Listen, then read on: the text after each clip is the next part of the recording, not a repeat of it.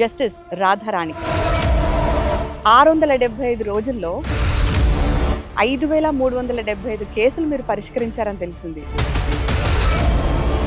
అసలు ఎలా సాధ్యమైంది అంత టైంలో ఇన్ని కేసులు? రోజుకి 25 to 30 కేసెస్ నేను యావరేజ్.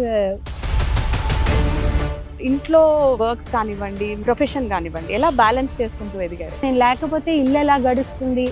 గాజుల చేయి కదలాడకపోతే మనుగడ కొనసాగదుగా. ఒక తీర్పు చెప్పాల్సి వచ్చినప్పుడు మీ ఆలోచన విధానం ఎలా ఉంటుంది? మాకొద్దు బాబోయ్ అని చెప్పి దండం పెట్టుకుంటాం. ఏదన్నా సెలబ్రిటీలు, పెద్ద స్థాయి వ్యక్తుల్లో తీర్పులు చాలా తొందరగా వచ్చేస్తుంటాయి. కామన్ పీపుల్కి అయితే మాత్రం కొంచెం డిలే అవుతుంది. సీఎం, గవర్నరు వీళ్ళ ద్వారా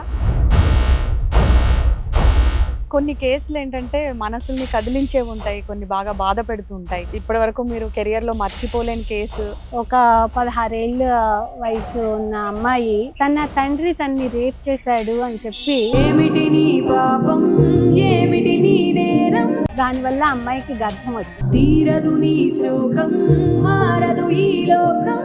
ఆ తండ్రి జైల్లో ఉండేటప్పటికి ఇంట్లో ఉండే మిగిలిన బంధువులు వాళ్ళు కూడా రకరకాల ఒత్తిళ్ళు. తరములు ఎన్నైనా నీ కథ ఇంతేనా. వాళ్ళు చెప్పే సంఘటనలు వింటే ఈ హృదయ విదారకంగా ఉంటాయి.